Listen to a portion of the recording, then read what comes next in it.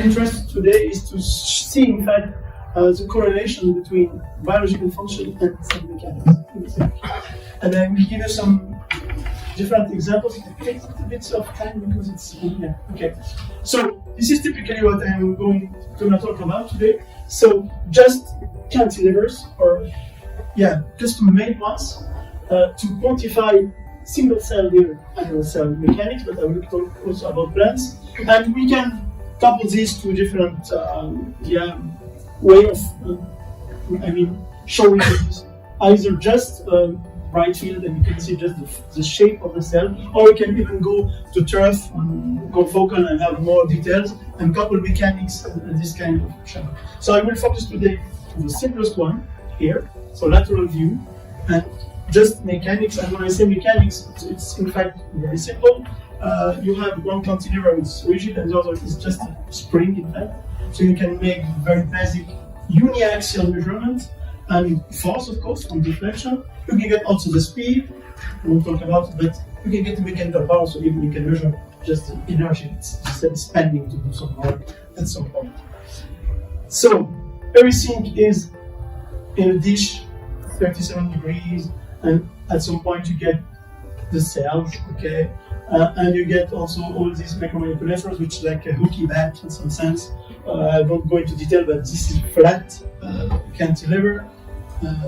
You can just catch the cell in between these plates. Go up, so you have just one cell isolated between plates.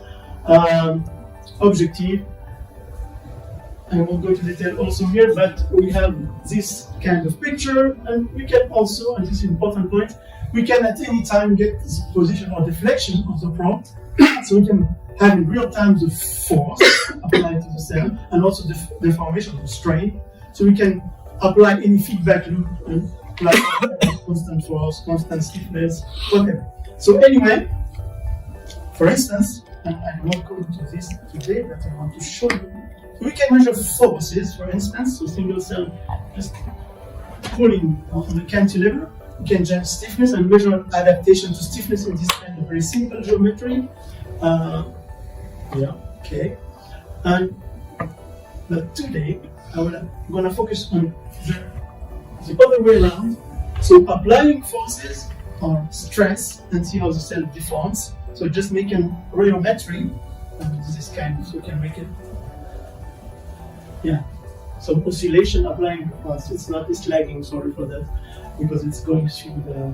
So you can just apply force, see the deformation, you can just divide force by contact areas, you can get in fact the stress, you can get the strain, deformation, again you can get modulus with a real part which is the stiffness or elasticity related, and the other part which is the part linked to dissipation or viscosity. And now some examples. So this was a tool. So first example here, so correlation between cell stiffness or modulus and, which may be surprising, T-cell activation.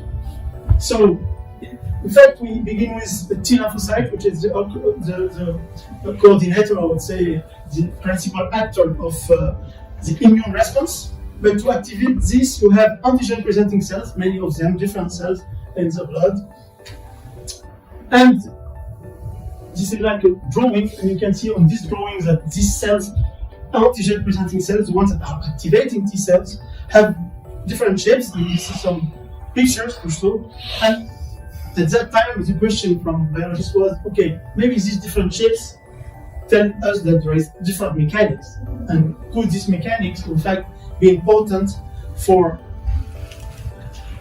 so different APC cells have different properties, maybe. And then, if it's true, could that modulate the T cell activation? So, first of all, so you have to measure. So, this was a collaboration with Institute Curie. And what you get monocyte from patient, and biologists know how to put in the solution to differentiate this monocyte into either macrophage or dendritic cells, Second step, and we can measure the stiffness. Second step is to study maybe if inflammation by itself could change the stiffness of these anticoagulin cells.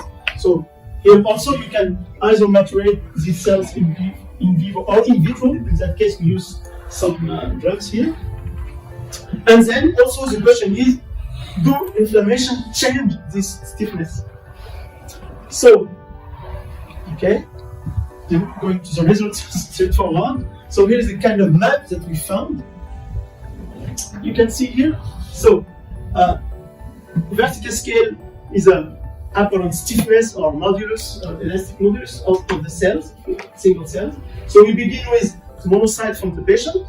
Then you transform this or differentiate this into either macrophage or dendritic cells, and you can see on this scale that in fact you change the apparent stiffness of it. Then also, if you, and this is this number here, if you add LPS, so mimicking bacterial invasion or something like that, you get inflammation, and you can see a macrophage facing this LPS. In fact, you get 1/2, you multiply by 1.5 the stiffness of the macrophage, so you change in fact the stiffness of it, and so on and so forth. I want also to mention here that these dendritic cells, when stimulated with TNF-alpha, they are called more or less the best activating cells from T cells, and you can see it's very, very soft, and it's in fact the elastic modulus is very near the one of the primary T cells.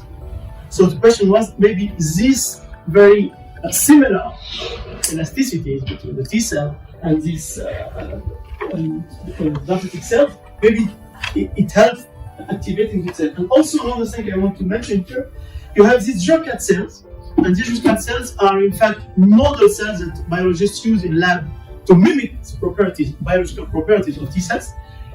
They don't have the same shape, they don't have the same size, but we found that they have almost the same stiffness. So it seemed at that point that stiffness is something that is important in this. So at this point, the question is then, okay, so you have different stiffnesses, and every stiffness of the cell is sensitive to the inflammation, and then could that property just modulate T cell activation? So, yeah, to try to answer this question, what we did first is to have substrate with different stiffnesses, and then with activating antibodies, and put culture T cells on that and measure on one way or another if this stiffness modulates activation. And this is okay. This is more or less the results. So here we're just interested in cytokine production by these T cells, and you have on each graph, so interferon gamma or TNF-alpha, and in each case you have plus and minus, and this is about the antibody, anti-CD3. So you are either targeting specifically the T cell or not, from a biological point of view. And what you can see here, in each case, plus or minus, you have these values, in fact, of the stiffness of the gels, so from soft to stiff. And if you don't have specific interaction on the surface, you don't have any effect of stiffness. But once you introduce this specific interaction, then you have a differential cytokine production. So you have a sensitivity. And the other thing you can also see here, so I'm going to show you many things. So what that tells us, in fact, is that the coupling between chemical and mechanical signal is important for activation of T cells. Sorry. Okay. And also my colleagues have shown, so maybe I have to comment here. So on the vertical axis, you have the different values of the gels over which you have cultured the cells. And here you have the quantity and number of genes that are either upregulated or downregulated. In the case you have used also anti-CD3. And what you can see, in fact, is as soon as you increase the stiffness of the gel, you increase also the differentiation between upregulated and downregulated. So you have really sensitivity to these stiffness. So this was the first part. So stiffness modulates infant expression. Okay. And then I want to go to another part, and this one more about cancer here. Very quick, and this is collaboration with Circulating in Asnacios, which is really The one is working on the biological side because I'm a brain physicist, as I mentioned. So here, first, I am comparing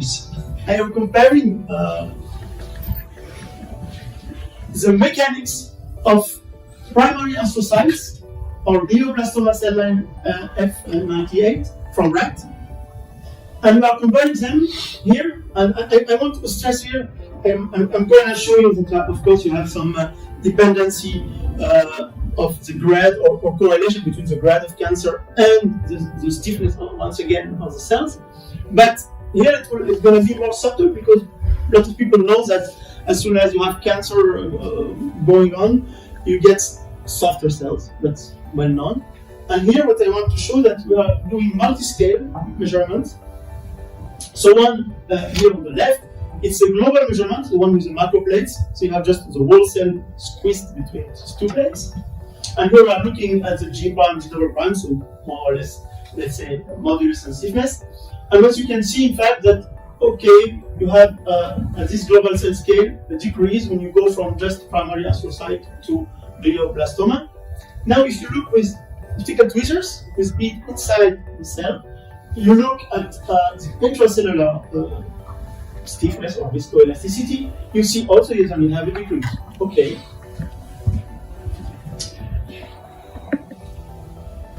So you have here everything is softer inside and outside of the whole cell and local cell scale.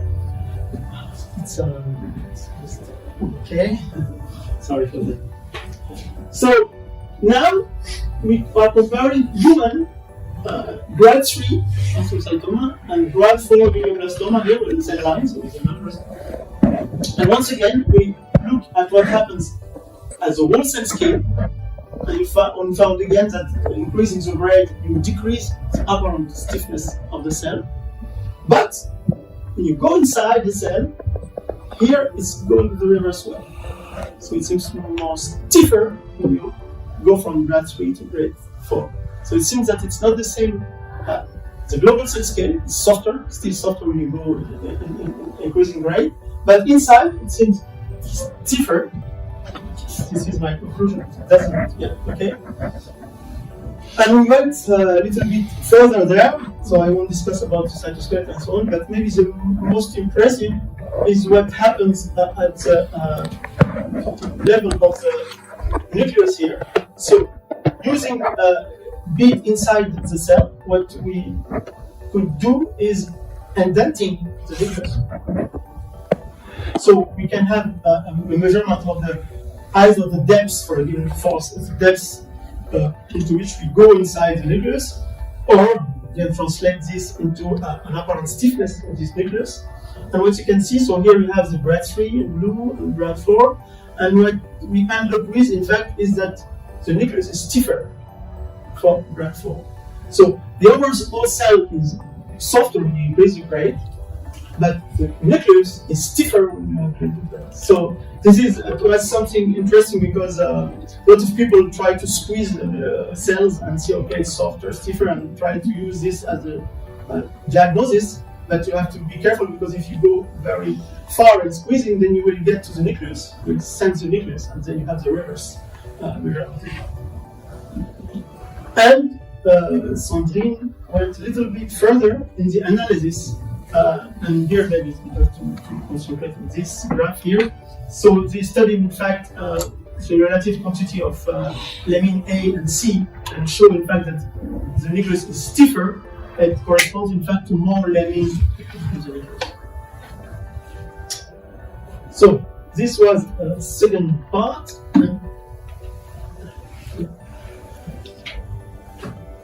And now maybe very different one that I wanted to show you because here you have some like microfluidics like that maybe strange to show you.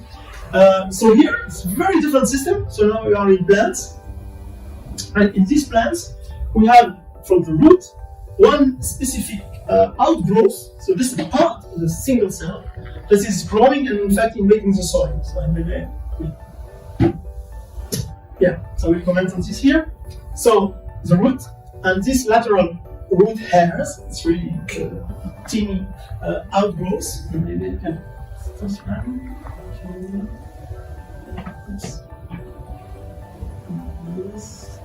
it's fun. Okay. Yeah. So you see there, it's like it's growing. So it's a bulge, in fact. And this is used by the cell, or the root, just to increase the area of exchange to get more nutrient, and also to anchor really the root to make it able to progress in the soil more or less stiff or resisting. And the question, of course, you have a lot of questions over there because now you have drought and you have all the soil becoming more and more stiff, and the question is how this system adapts to this. That's also mechanics, it's interesting for us. Other thing to say, this growth in fact is driven by this very specific high pressure inside coming from difference in osmotic pressure, like now hydrostatic pressure, and growth in fact is concentrated in the tip, and you have rheometry behind this because you have to control very specifically here the viscoelasticity of the tip to make it just grow the right way and everything. The other thing I want to mention is that while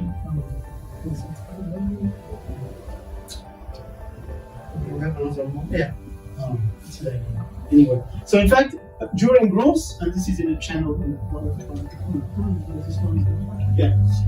you have the tip growing, but also the nucleus coming from the basis of the cell and migrating for the tip. And it was interesting for us to know if you have obstacles or whatever, what happens to this nucleus, and if it's sensing more or less what's happening, and if we could get a response of the cell to what's happening from the outside. So I will skip this, and we take some time. So you have two kinds of experiment we do with this. So one, you have here the planter here, so you have the leaves. In this tube, you get the root going on. You have a big channel and you have lateral channels. And this microfluidic, it's not fluid, it's microsolid. So inside, we put in fact agar. So it's first warm and it's fluid, and then you get it solidified, and then you can change the stiffness of this agar. And the other technique, and we can combine it both. We can use here again microplates or micro cantilevers to measure forces or apply forces on this and test everything. So I want to make just some pictures. So first of all, this is here.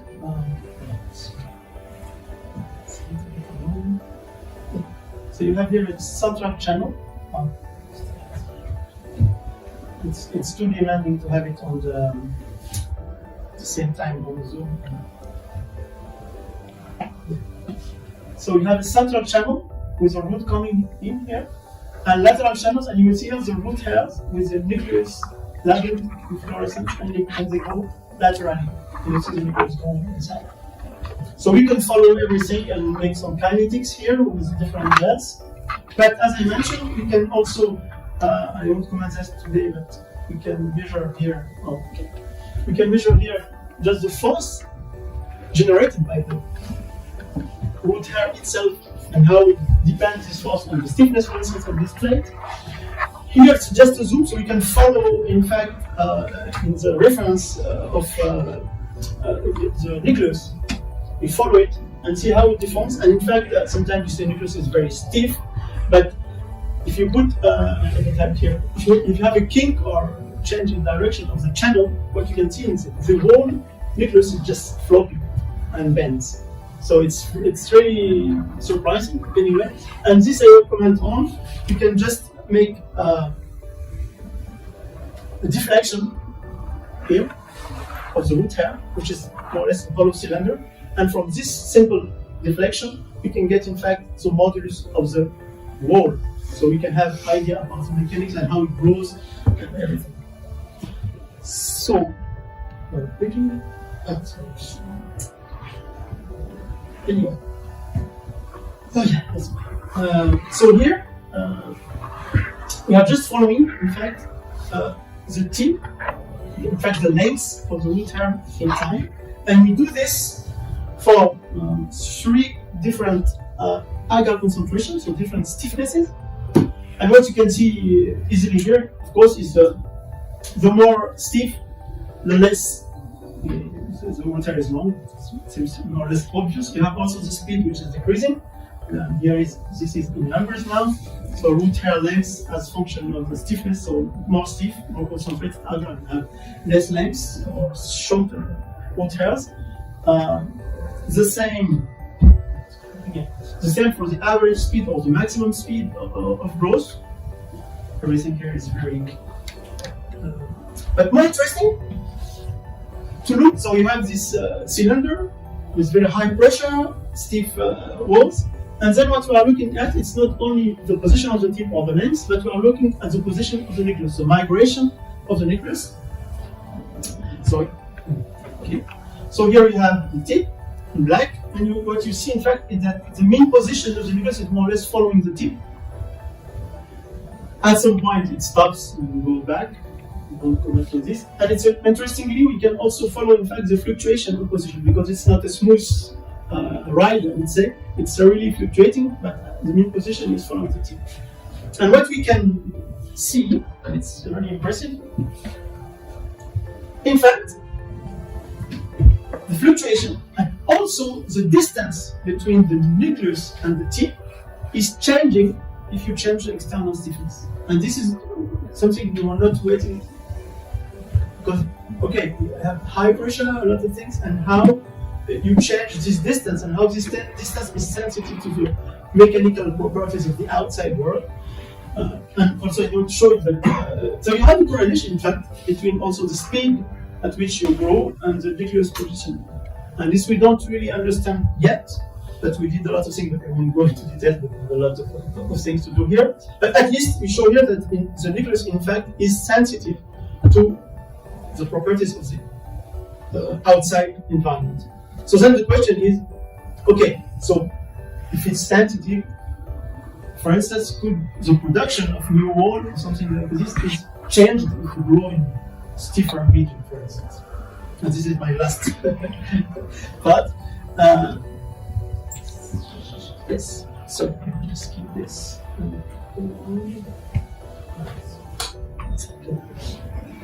Yes, so in fact what we do is what I showed you before. So we just apply with the cantilever the deflection to the tube. From this deflection, we can get some kind of force and deflection, please. Okay, so it's very simple mechanics of a tube, but a tube with a very thin shell, so it's very thin. So H here is about 200, 500 nanometers, right? R is about 5 microns. So you have simplified expressions. So from F, the amount of F and D deflection, we can get in fact an idea about the modulus. And you have here two measurements. So one with turbid, so with full pressure, not that. So here I have 2 different stiffnesses, and you have 2 different slopes. It means that you have different stiffnesses when you have grown in different agar gels. And this is the different statistics. Now we have more, but anyway. So you have soft outside gel, soft agar, stiff agar, and what you can see, in fact, maybe it's not something you can worry about, is that in fact the wall is weaker when it has grown in stiffer material. And with that, I just want to stop here and just so maybe I'll have a collaboration with my HMK, which is a plant biologist, in fact, who's also a scientist from UK. But I want to mention that we have a lot of young Indian students working on this, and also that David Pereira is the one that did a lot of this measurement on Circulating and normale also. Unfortunately, David couldn't get a position. It's really bad. It's yeah, it's really pity because 2 times he was in there. And Normale is now in England. Finished his PhD and is a very smart guy. I recommend getting this where you working at some point. Yes, and with that I'm finishing. I just wanted to mention and thank Claire Rose from Institut for all the work on the biological side on immune cells. Also Sandrine Etienne-Manville from Institut Pasteur for also the biological part on these cancer cells work. And with that, I thank you for. Long live India and France friendship.